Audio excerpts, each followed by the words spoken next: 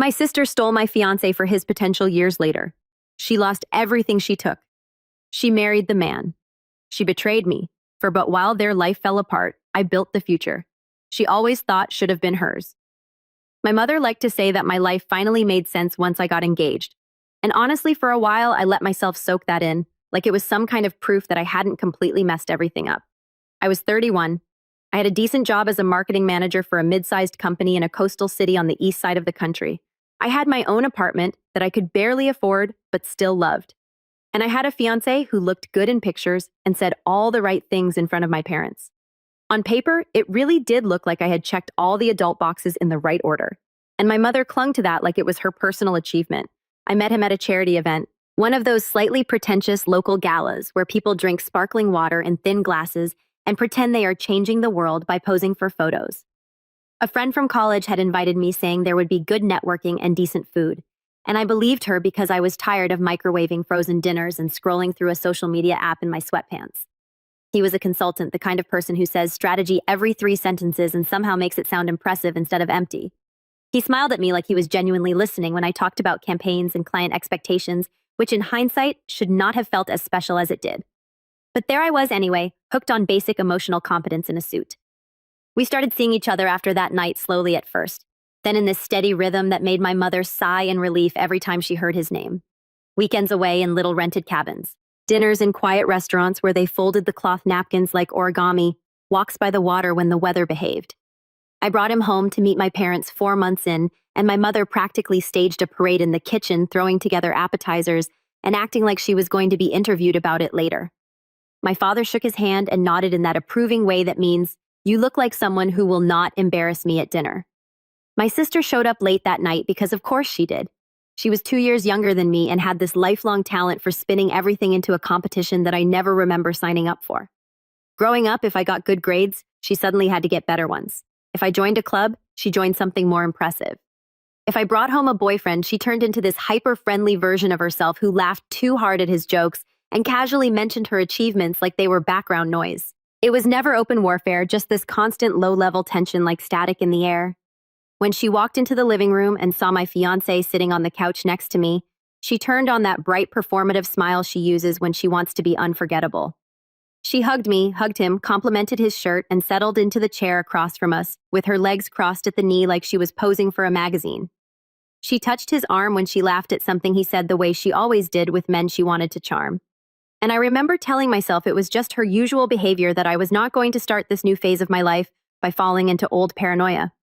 I decided to trust both of them, because what else was I supposed to do 16 months after that charity event he proposed? He rented a private room in a restaurant with a view of the water, the kind of place my parents would probably talk about for the next 10 years, and he went all in. There was the ring bigger than I ever thought I would wear, the speech about building a future together, and the little applause from the staff who had clearly been warned in advance. My mother cried when I called her. My father said he was proud of me like I had completed some degree. My mother immediately went into planning mode, pulling out notebooks that I swear she had been hiding for this exact moment, talking about flowers and colors and guest lists like she had been rehearsing for years. And then there was the question of the maid of honor. It sounds stupid now, but I honestly thought asking my sister would be some kind of olive branch. We had never been close in the way people imagine sisters to be. We were not the borrow each other's clothes and cry over boys together type. We were more share a hallway, tolerate each other, and avoid starting fights at family gatherings type. Still, I thought we had grown past the worst of it. We were adults, we had jobs, we had bills. Surely life had knocked some of that teen rivalry out of us. So I asked her. I stood in my parents' kitchen with a little box that had a cheap bracelet and a card that said something cheesy about standing by my side. And I watched her open it. She looked at the bracelet, then at me, and for a second, there was this flicker of something in her eyes that I could not read, like a flash of irritation, before she forced it away and replaced it with a surprised smile. She said yes, obviously. My mother clapped. My father said it was good that we were showing unity. I told myself that this time would be different, that we were grown women now and not kids fighting over who got the front seat in the car. 3 months before the wedding, the cracks started to show. My fiancé suddenly became busier than he had ever been in his entire consulting career. Apparently, there were last-minute meetings with important clients, late nights at the office. Weekends he suddenly could not spend with me because he had to catch up on reports. At first, I didn't question it, because work can get crazy, and I was also drowning in planning details in my own job. Then the pattern started to feel too convenient. Every time we had a date night planned, something came up. Every time I tried to pin him down on final details about the honeymoon, he was distracted scrolling through something on his phone or talking about how overloaded he felt. He also started criticizing me in this way that felt like a slow leak instead of a direct stab. Tiny comments that did not seem like a big deal on their own, but piled up. He would correct me in front of other people, saying things like that is not exactly what happened, or you are remembering it wrong, with this amused smile that made me feel like a child. He would comment on how I handled stress, on my tendency to overreact on my body language when I was uncomfortable. Each comment came wrapped in a just trying to help tone, which somehow made them harder to fight back against. Meanwhile, my sister became my mother's new assistant in the wedding mission. She called me constantly to talk through every little detail, asking about flowers, dresses, seating charts, music. She came along to meetings with vendors standing next to me and talking over me half the time, making suggestions like she was the one getting married. She volunteered to help my fiancé with logistics because, as she kept saying, he looked so overwhelmed. Poor thing. One evening, I was at his place helping him sort through some paperwork, and I leaned across the table to hand him a folder. When I did, I caught the scent of a floral perfume on his shirt, sharp and strong, completely different from the lighter one I wear every day. It hit me immediately, because I am not the kind of person who rotates perfumes. I have used the same one for years. "What is that smell?" I asked, trying to sound casual, like I was not already going cold inside. He sniffed his shirt, frowned slightly, and then snapped his fingers like he had solved a puzzle. "Oh, I hugged this investor earlier. She always wears way too much perfume. It must have rubbed off." I stood there looking at him, trying to decide if that answer made sense, and I hated that my brain immediately started calculating whether my sister owned anything floral. I told myself I was being paranoid and let it go out loud, even though it stayed in the back of my mind like a sticky note I refused to throw away. A week later, I was in his car moving my bag from the back seat to the front when my hand brushed against something small and metallic near the console. I picked it up and my stomach dropped. It was an earring, silver simple, and very familiar because I had watched my sister wear that exact pair at family dinners more times than I wanted to admit. I held it up. "Whose is this?" He barely looked at it and said too quickly, "Your sister's. Her car was in the shop last week, remember? I gave her a ride to a store." The next day, I casually asked my sister about it while we sat at my parents' dining table, pretending to be close. I mentioned the ride, the earring, the whole thing, making it sound like small talk. She did not blink. "Oh yeah," she said in the exact same tone he had used. "My car was acting up. He gave me a ride to a store. My earring must have fallen off." The phrasing was so similar it felt rehearsed, like they had compared notes. You know that feeling when you realize something is wrong, but you are not ready to admit it out loud, even to yourself. That was me. I slept less, ate less, and spent my nights staring at the ceiling, thinking about every interaction they had ever had in front of me. My therapist, who I finally dragged myself back to, used words like hypervigilance and trauma response, and I nodded while thinking, yeah, or maybe everyone is lying to me. I lost weight without trying. 7 pounds in 3 weeks. Food tasted like cardboard. Coffee kept my body moving but did nothing for my brain. My boss told me I looked tired in that way people use when they want to say you look terrible without sounding rude. I told everyone I was just stressed because of the wedding, and they nodded like that explained everything. The night everything snapped, I was staying at my parents' house after a family gathering because it was late, and my father insisted it was safer. My fiancé had said he would spend the night there too and leave early for a meeting in the morning. We went to bed in the same room I had decorated as a teenager, which already felt wrong, like mixing two different lives that were not supposed to collide. Somewhere around 3 o'clock in the morning, I woke up and reached for him. My hand hit an empty mattress. The bathroom light was off. The house was quiet. At first, I told myself he was in the kitchen getting water, but the longer I lay there in the dark, the more my chest tightened. I got up, opened the door, and listened. I heard low voices down the hall, a murmur I could not quite make out. I followed the sound barefoot on the familiar hallway, my heart pounding so hard I could feel it in my throat. The door to the guest room was slightly open, just enough to catch light and shadows. I heard his voice, low, soothing, and then my sister's voice, this whispery tone she uses when she wants to sound gentle. He said something about needing to get up early, about sleeping separately so he would not wake me. She laughed softly. You know those moments when your body moves before your brain decides anything? I pushed the door open. There they were. My fiancé sitting on the edge of the bed, my sister leaning in too close, her hand on his shoulder, their faces inches apart. They jumped like guilty teenagers caught by a parent, which is funny because technically I was the one being treated like a child in that house. My sister stared at me, eyes wide, then rolled them like I was being dramatic. We were just talking, she said. I did not say anything. I just looked at him. He stood up, hands raised like that would make him innocent. We could not sleep, he said. We were just talking about the wedding. I did not want to wake you. Something in me shut down. I turned around, went back to my childhood bedroom and locked the door. I did not sleep again that night. I stared at the wall until the sun came up. And by morning, I had convinced myself that maybe I was overreacting, that it had just looked worse than it was, that I was tired and anxious and reading into things. Yes, I know how that sounds. You do not have to yell at me. I am yelling at myself now, a few days later. I decided to surprise him at his office with lunch because apparently I was still trying to be the kind of fiancé who brings sandwiches to stressed men and button-downs. I picked up his favorite order from a little shop near his building and went over on my lunch break. When I got there, his assistant looked nervous the second she saw me. She smiled too quickly and told me he was in a very important meeting and probably would not be available for a while. I said I would wait. She told me maybe it was better to reschedule. It was weird enough that I almost left, but stubbornness is a powerful force when you are trying to convince yourself you are in control. She left the reception desk for a minute to grab something from another floor, and I was left standing in this quiet hallway with my paper bag of food. The door to his office was slightly ajar, because of course it was. I heard a laugh I knew too well. My sister's laugh. My body moved again before my brain did. I pushed the door open with the hand that was not holding the lunch bag. He was there standing behind his desk. She was there sitting on the edge of it, leaned back slightly, his hand on her waist, her hand gripping his tie. They were kissing. Not a we tripped and fell, not a misunderstanding, full deliberate, familiar. I stood there holding a bag of sandwiches like an idiot, and for a second nobody moved. Then she pulled back, wiped her mouth with the back of her hand, and actually had the nerve to look annoyed that I had interrupted. Okay, I said. I do not even know why that was the first word out of my mouth, but there it was hanging in the air like a broken piece of glass. Okay. She straightened up, adjusted her shirt, and stepped toward me like this was going to be a regular conversation. You, clears throat, we're going to find out anyway, she said. Honestly, it is better this way. He started with, listen, Kendra, it is not what you think, which was so ridiculously insulting that I laughed. Actually laughed. The kind of laugh you let out when your brain short-circuits and decides that this is not reality anymore. Not what I think, I repeated.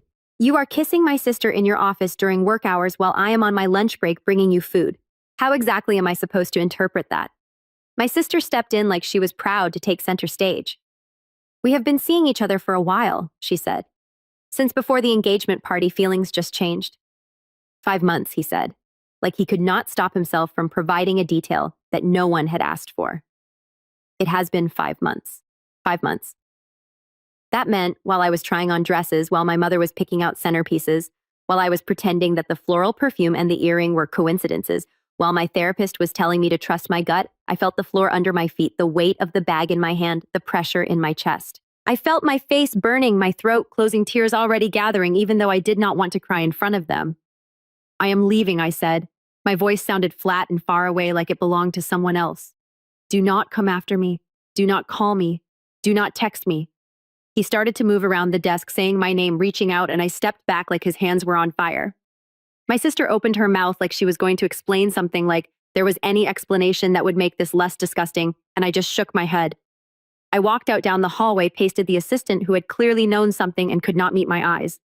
I made it to the parking lot before everything caught up to me. I leaned against my car and finally broke. Full body sobbing. The kind where you cannot breathe and your vision tunnels and you are half convinced you might actually pass out. I dropped the bag of food. It burst open on the pavement and part of my brain clocked that hot sauce was spreading across the asphalt like blood in a bad movie. I do not know how long I stayed there. Long enough for my phone to buzz with calls I ignored. Long enough for a stranger to ask if I was okay, and for me to say yes when I definitely was not. Eventually, I climbed into the car, locked the doors, and just sat there. I typed a text to my sister that was basically a multi-paragraph nuclear bomb detailing every dirty thing I was thinking, listing every act of betrayal, every moment I had given her the benefit of the doubt. Then I deleted it. Typed another one, shorter but still lethal. Deleted that too. I must have written and erased messages a dozen times, my thumb hovering over send like a trigger I could not quite pull. Yes, I regret not sending at least one of them. The anger would have loved the release. The guilt would have eaten me alive after. It was a lose-lose situation. By the time I drove back to my apartment, I was drained and numb. I went straight to the bathroom, turned on the shower, and sat on the floor under the spray in my clothes like some cliché drama character. But I did not care. I stayed there until the water turned cold and my skin wrinkled. And then I dragged myself out and collapsed on the bathroom mat. That is where my parents found me. My mother had been calling nonstop. When I did not answer, she apparently decided to track me down because she and my father showed up with their spare key. They opened the door, called my name, and then my mother screamed when she saw me curled up on the floor soaked with mascara smeared down my cheeks. She thought something terrible had happened. She was right, just not in the way she imagined. They wrapped me in towels and sat me on the couch. It took me a while to get the words out, but eventually I told them. I described the office, the kiss, the timeline, the 5 months. My father's face went red. That deep, dangerous shade you see right before someone explodes. My mother kept saying, no, that is not possible.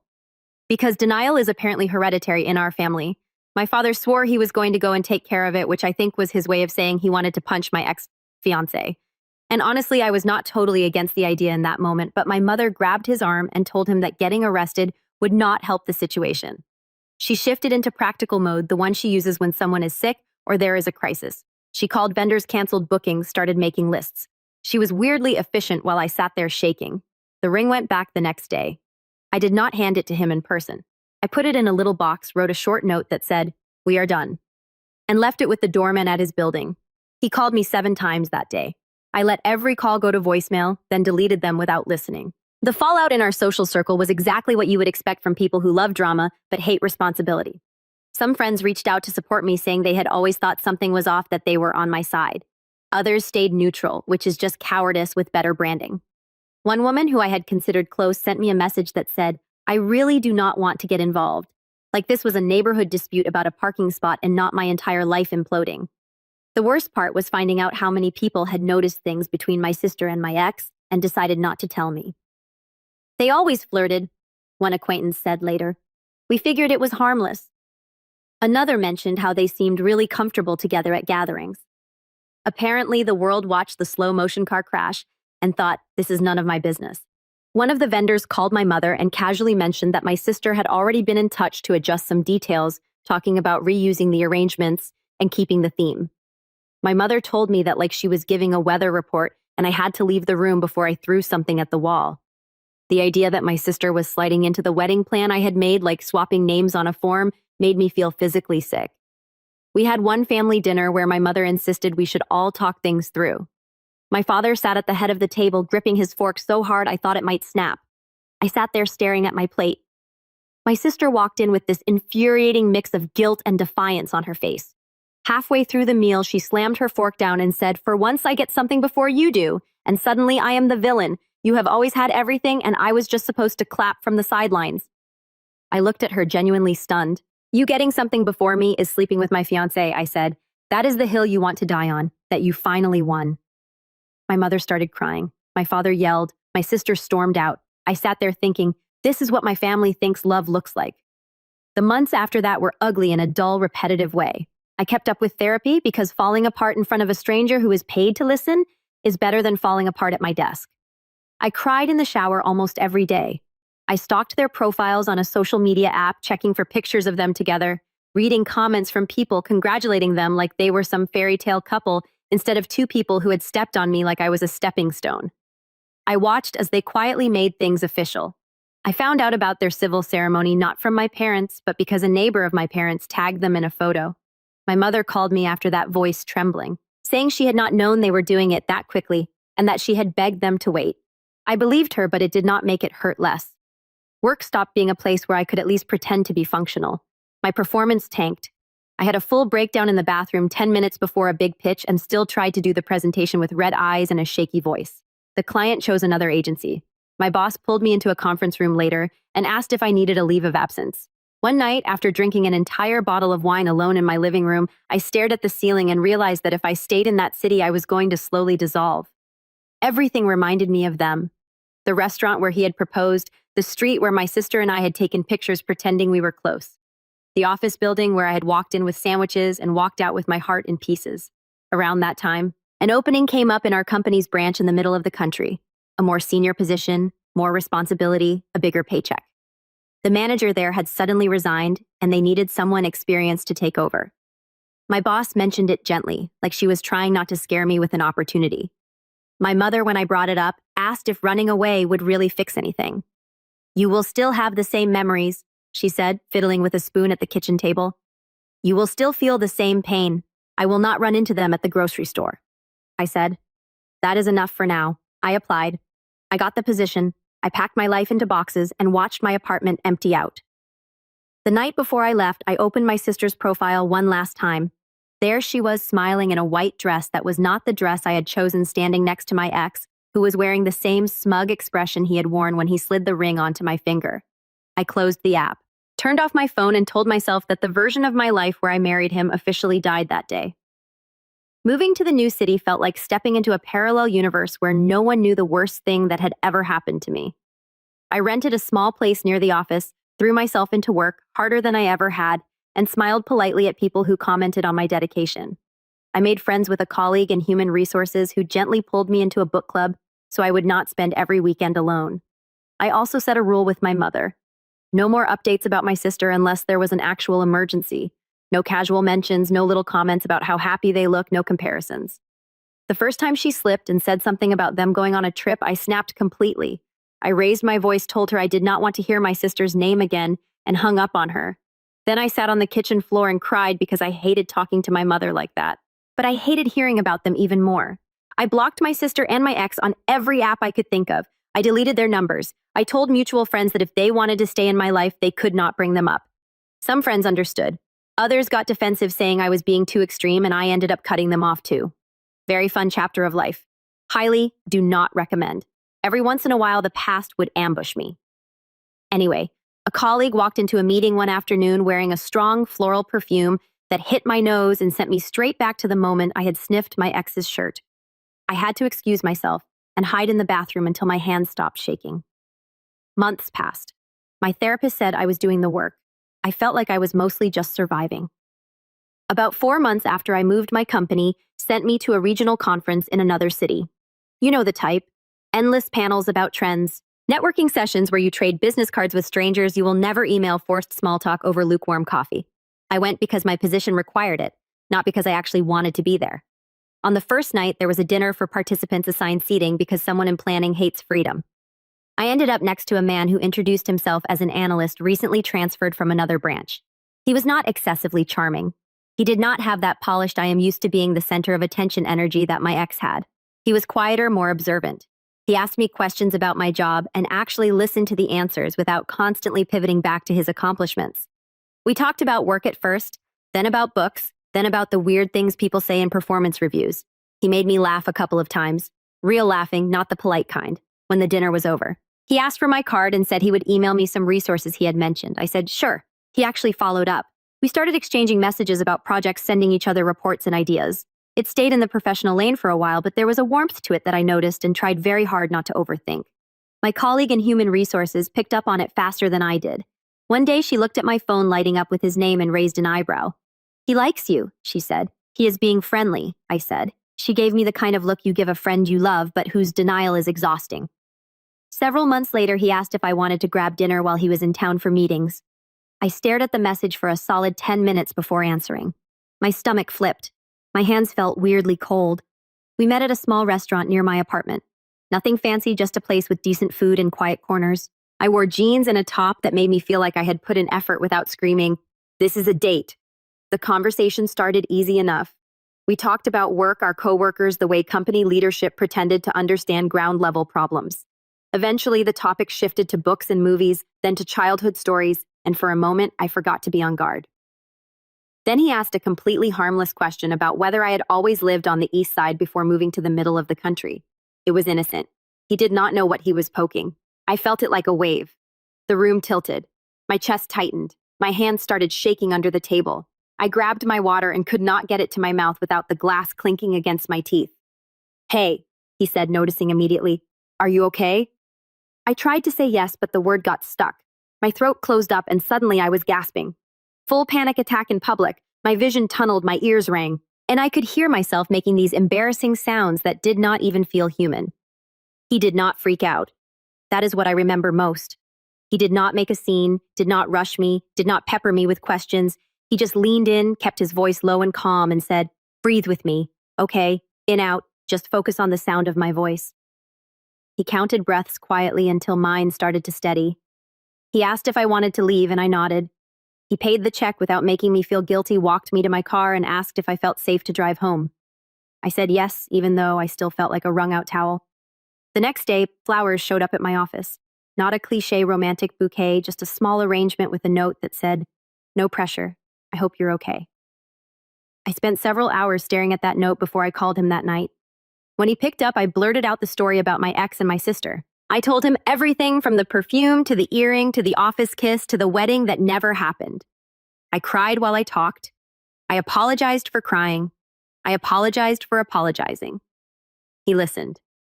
Then he told me about his ex-wife, how she had left him for a coworker, how humiliating it had been to walk into the break room and hear people lower their voices, how he had lost not just a marriage, but also some of his professional standing because she had stayed in the department and people naturally gravitated toward her side. There was this weird, horrible comfort in knowing that someone else understood being chosen last in a competition you did not know you were in. Things between us grew slowly after that. He did not push. He did not flood my phone with messages, but he stayed consistent. He checked in. He respected boundaries I did not even know how to articulate yet. When he introduced me to his sister on a video call, he did it casually like it was not some big audition. And she was friendly without interrogating me. Of course, because nothing can ever be simple. There was one day when he disappeared. Not literally, obviously, but he stopped responding to messages. Hours passed. I went from mildly annoyed to spiraling. My brain replayed the worst day of my life, convinced history was repeating itself. When he finally called that night, he sounded exhausted. His mother had been rushed to the hospital in another city, and he had gotten on the first flight out. His phone had died, and he had not thought to borrow a charger in the chaos. I told him that disappearing without a word, even for a good reason, hit a nerve for me, that it made me feel like the ground had been yanked out from under me again. I expected him to tell me I was being dramatic. Instead, he apologized sincerely. He did not get defensive. He said he understood and that he would do better about communicating in emergencies. We kept going. A year after I moved, I got promoted to director. A real one, not just in my email signature. It was the kind of thing younger me would have screamed about on the phone to my mother, but older me just took a deep breath and sat with the complicated mix of pride and grief. My circle slowly expanded. I met people through community events, through my colleague in human resources, through my partner. We built a life that did not revolve around my past. My parents came to visit once. My mother walked through my small, neat place and tried not to comment on how far it was from the ocean. She asked about my partner. She liked him. My father seemed relieved that he was calm and grounded, not flashy. But my sister's shadow still hung over any conversation about family. My mother slipped, sometimes talking about how your sister and her husband bought a big house or how they went on this beautiful trip, and each time I cut her off.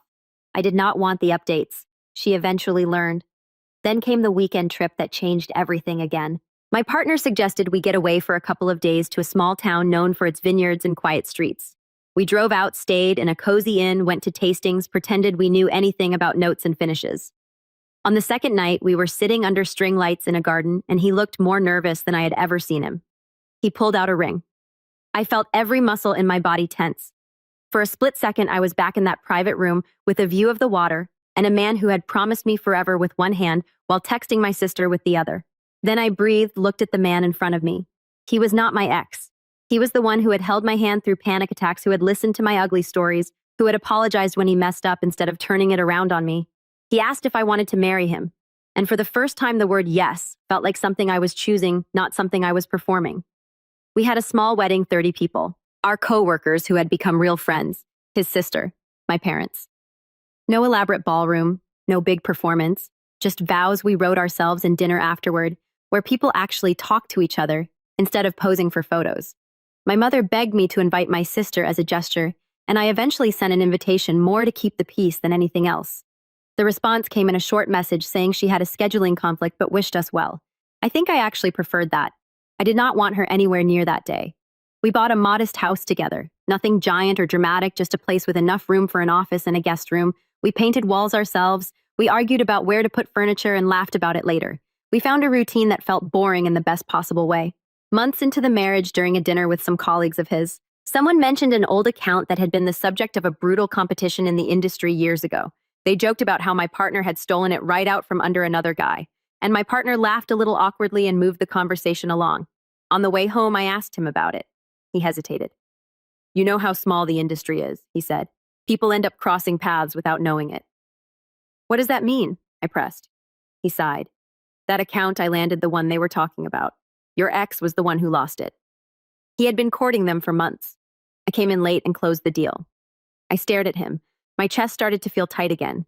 Not in the panic way, but in a slow, heavy way. And you did not tell me this because I did not want our relationship to be built on me being the guy who beat him. He said, I wanted you to choose me for me, not because I accidentally looked like karma. Part of me understood. Another part of me felt blindsided, like there was this whole layer of the story I had not been told. We fought about it, not a screaming match, but a real argument with raised voices and hurt feelings. I told him that hiding it made me feel like there were other things he was not telling me. He told me he was trying to protect us from turning into a revenge fantasy. We ended up seeing a counselor for a few sessions. It was humbling, sitting in a room explaining to a stranger why we were upset about a deal that had happened before we even met, but it helped. We agreed on transparency going forward, even when something seemed like a minor detail. Around the same time, we started trying to have a baby. It turned out to be more complicated than we expected. Months went by with negative tests. Every single one felt like a little failure, like my body was keeping score, and I was losing. I had painful periods for years and always brushed them off as just how it is. A specialist finally told me I had mild endometriosis. Treatable, but not simple. While we were processing all of that, my mother called one night, sounding subdued in a way that scared me more than if she had been hysterical. She said she had been dealing with indigestion, back pain, and weight loss for months, but had not wanted to worry anyone. She finally went to the doctor. The test came back. It was pancreatic cancer, advanced, already spread. I flew back to my hometown with my partner as soon as we could. Walking into my parents' house felt like stepping into a time machine. The furniture was the same, the pictures on the wall the same, but my mother looked smaller, like someone had turned down her brightness. We met with doctors, talked about options, and heard the same thing over and over. They could try to slow it down, make her comfortable, but there would be no miracle cure. My mother tried to stay upbeat. She made jokes about finally losing weight in a way diet ads would never approve of. At night, when everyone else was asleep, I heard her sobbing quietly in her bedroom. I took a leave from work and moved back in for a while. My partner commuted back and forth as much as he could. I cooked bland soups and rearranged pillows and listened to my mother tell the same stories 3 times because the medication made her foggy. In one of the quieter moments, she reached for my hand and squeezed it with surprising strength. I made mistakes with you girls, she said. I thought I was doing the right thing, but I let things slide that I should not have. I should have protected you better from each other. I swallowed hard. You cannot fix everything now, I said. I know, she whispered. But I need to know that when I am gone, you will at least try not to hate each other. I knew what she was asking.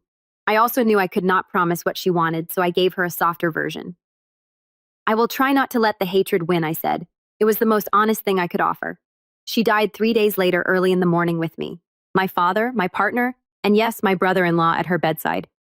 The room was too quiet when she took her last breath. My father made a sound I had never heard from him before. Something between a cry and a roar. I felt like someone had cut the last rope tying me to any version of my old family that could be fixed. I was the one who texted my sister. It felt insane that this was how we were communicating such a huge thing. But that is where we were. I kept it short. Mom is gone. We are at the house. She arrived faster than I thought she would with my ex in tow. They hugged my father. She hugged me, and for a second my body remembered what it felt like to lean on her as a kid, then recoiled. We worked together to make arrangements because there was no other option. Someone had to pick out a casket. Someone had to talk to the man at the funeral home and answer questions about flowers and music. The day of the funeral, the sky decided to lean into the mood and give us a thin, cold rain. People packed into the chapel, neighbors who remembered us as kids, old friends of my parents, a few faces I barely recognized. I stayed near my father, making sure he did not tip over. My sister and my ex sat a few rows away at first, then drifted closer as people mingled before the service started. I felt eyes on us, heard whispers. The story had gotten around over the years clearly. People love a scandal. One of the women who had chosen my ex's side back then walked up to me like nothing had happened, hugging me and telling me how sorry she was, as if she had not sent that "I do not want to get involved" message and then gone to their wedding. I smiled tightly and said thanks because funerals are not the place for the confrontations I fantasize about. At one point, my sister tugged on my sleeve and asked if we could talk somewhere private. I did not want to. Every cell in my body resisted, but my father looked at me with red, exhausted eyes, and I knew he was desperate for his daughters not to start a screaming match in front of the casket. She pulled me into a side room, and of course my ex followed like a shadow hovering near the doorway with his arms crossed. She started with this fake soft voice. "You look tired," she said, as if we were at brunch and I had just mentioned a busy week. "Have you been taking care of yourself out there? I worry about you being all alone." I almost laughed. "I am not alone," I said. "I have a husband. I have a life." She glanced at my ring fiddled with her own. "I know. I just mean emotionally. It must be hard being so far." I could feel the old pattern trying to reassert itself. She elevates herself, diminishes me, and I either shrink or blow up. Before I could pick a lane, my phone buzzed in my pocket. It was my husband. I texted him back with shaking hands. "Please get here now. I need you." When he arrived, he walked into the room and came straight to me. My ex went pale the second he recognized him. He looked like he had seen a ghost. "You two know each other?" my sister asked, confusion breaking through her mask. "Oh, we have crossed paths," my husband said calmly. "Years ago, professionally, my ex cleared his throat and tried to compose himself. We worked on the same account from different firms," he said. He undercut me. My husband smiled slightly. "I gave them a better strategy," he said. They made a choice. The air in the room thinned. I could almost hear the puzzle pieces clicking into place in my sister's head. She said my husband's name out loud, then the name of his company, and I saw the moment she realized he was the one who had landed the account my ex had spent months bragging about. "Funny how life works," I said, and my voice came out steadier than I felt. The whispers spread. You can always tell when gossip is making the rounds. The energy shifts. People group together in little clusters, glancing over like they are trying not to stare. In the middle of all this, my father's shoulders slumped, and he started breathing weirdly. His face went gray, and he grabbed at his chest. Everyone panicked at once. Someone yelled for a doctor, and luckily one of my parents' neighbors' sons was there. A physician who checked his pulse and blood pressure right there in a side room and declared it a panic attack, not a heart attack. They gave him water, made him sit down, and I sat next to him holding his hand while he cried. After things calmed a little, my sister and I ended up alone again for a moment. She was shaken not just from our father's episode, but from the entire tangled mess. Her voice was lower when she spoke. "You really moved on," she said. "You got the career, the promotion, the husband who wins big accounts, and you got the man you wanted so badly you were willing to blow up your own family for him." Clear's throat said, "How is that working out?" She flinched. I watched the mask slip just a little enough to show the cracks underneath. Later after the service, after the burial, under that annoying rain, after the endless condolences and casseroles, I went back to my parents' house with my husband. The living room was full of people talking too loudly, eating food. They did not need filling the space because silence is apparently intolerable after a death. My ex drank more than he should have. I watched him from across the room. His tie loosened, his laugh too harsh. My sister hovered near him, looking like someone constantly bracing for impact. The next day, when the house finally quieted down, my sister showed up alone. She knocked softly on the door, and my father let her in with a tired sigh. She asked if she could talk to me privately. We went up to my old bedroom because apparently trauma loves full circles. She closed the door and leaned against it like she was afraid she might run away. "I am not happy," she said without any buildup. "He is controlling. He criticizes everything I do. He monitors my spending, but he is the one racking up debt to keep up appearances. We are drowning financially, but no one can know because he has an image."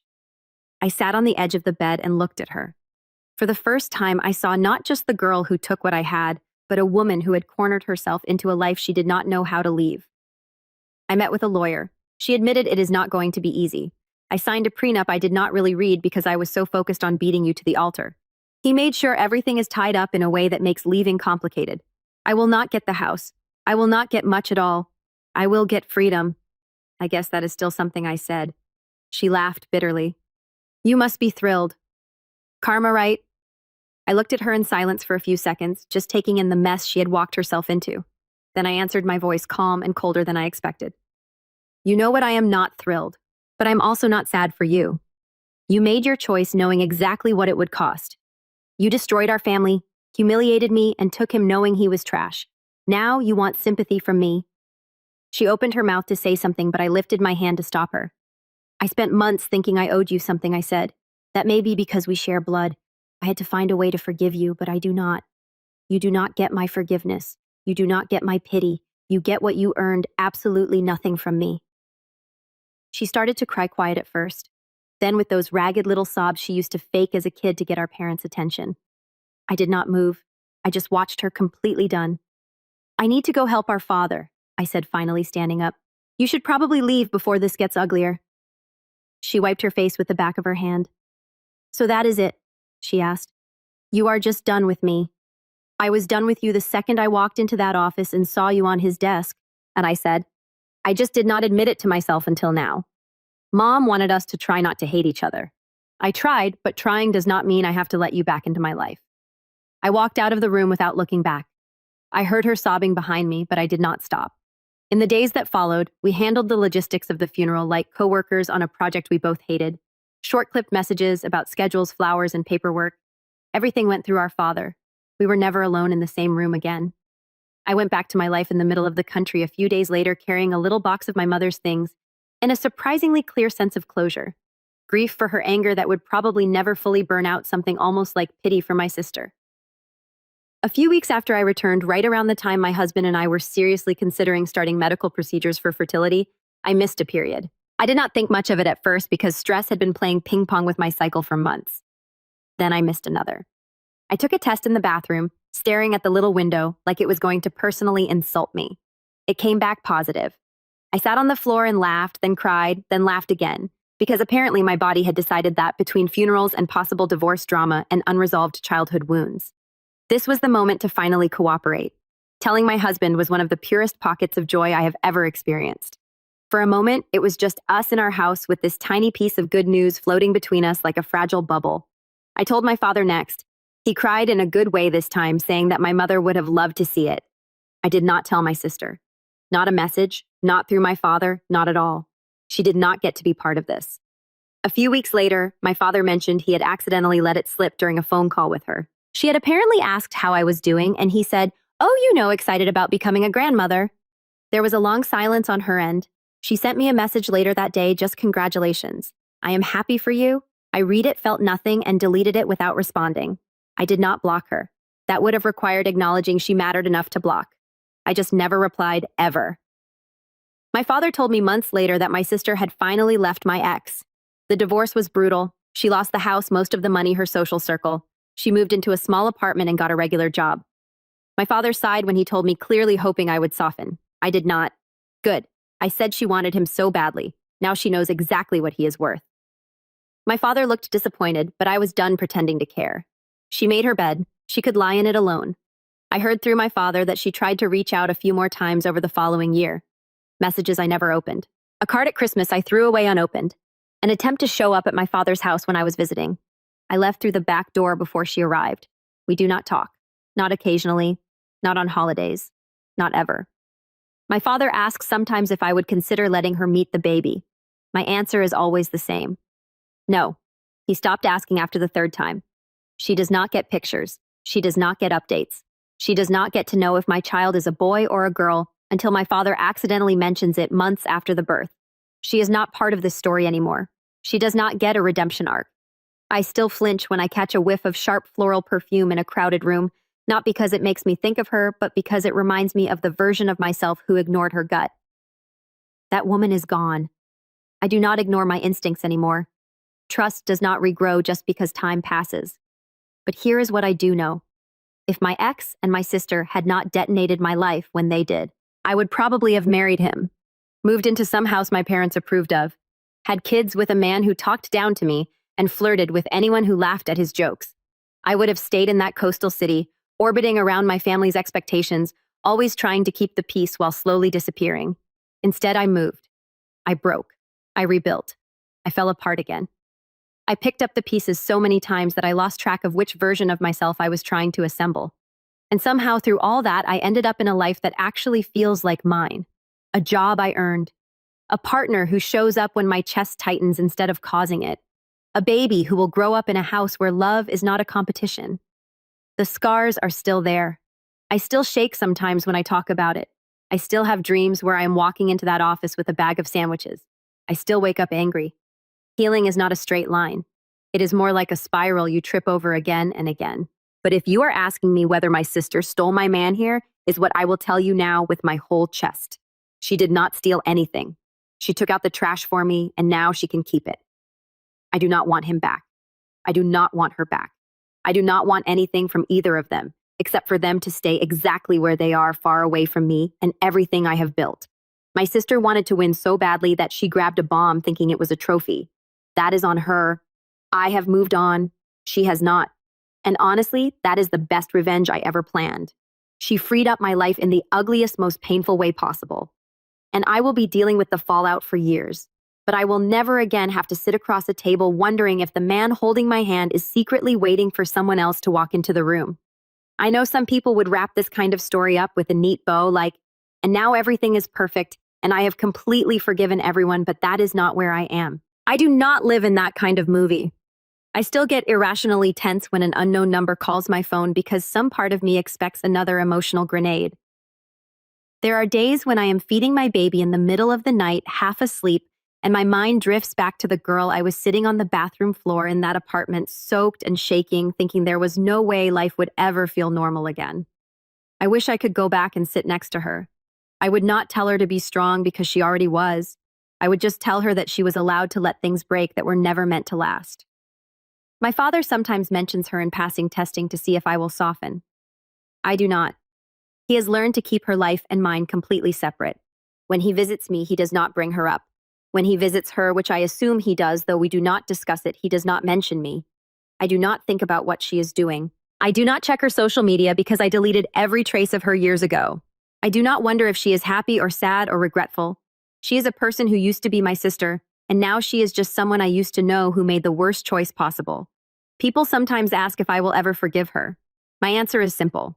Forgiveness is for people who want to repair something. I do not want to repair this.